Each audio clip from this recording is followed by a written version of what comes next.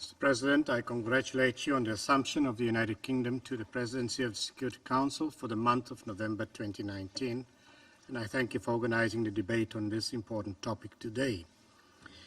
Mr. President, if one looks at the never-ending list of unresolved conflicts and the amount of time this Council spends annually on debating and seeking resolution to conflicts, then please forgive me for drawing the conclusion that peace must be boring.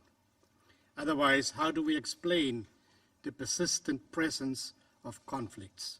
Of course, we recognize the seriousness of this matter, and therefore we want to begin our intervention by highlighting that for peace to prevail, conflicts should have been prevented in the first place.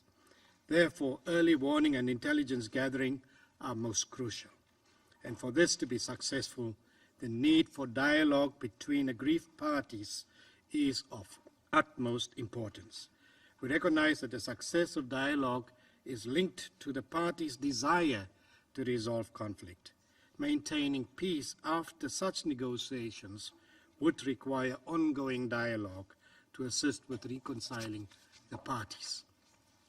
Reconciliation has long been recognized as an essential step that countries must take in their path to achieve full peace and stability after violence and conflicts. If we want to guarantee that conflicts do not re-emerge or reignite, some form of reconciliation between parties must take place. Reconciliation is part and parcel of any peace-building process. Reconciliation requires that structural injustices in the political, social, judicial, and economic spheres be addressed. Reconciliation can take different forms, most notably truth and reconciliation commissions and court systems. The United Nations has long taken a leading role in promoting and ensuring reconciliation. Mr. President, at independence, Namibia had a daunting task of reconciliation and nation building subsequent to the fall of the apartheid system that thrived on the divide and rule principle. Namibia was fortunate to have had United Nations special representatives in the persons of Sean McBride of Ireland and Martti Ahtisaari of Finland, among others, who together with the United Nations Transition Assistance Group worked tirelessly to bring an internationally acceptable transition to independence for Namibia. My country had to go back to the basics to ensure that Namibia enjoys freedom, peace, and stability while holding hands as one Namibia, one nation. Today we are proud that out of two warring factions during our liberation struggle, Namibia has succeeded to integrate those who were fighting on the side of the apartheid South African government with the People's Liberation Army of Namibia into one unified national defense force. With the establishment of the UN Peacebuilding Commission in 2005, the United Nations further cemented the importance of peacebuilding and reconciliation.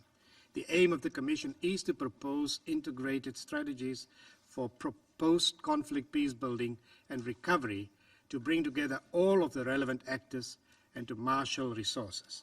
The Commission notably advocates for and ensures the inclusion of youth and women in peace-building processes, two essential actors in peace and reconciliation processes. Mr. President, Namibia wishes to caution, however, that while the need to promote dialogue in reconciling parties cannot be overemphasized, the impact of external parties in such processes should not be ignored.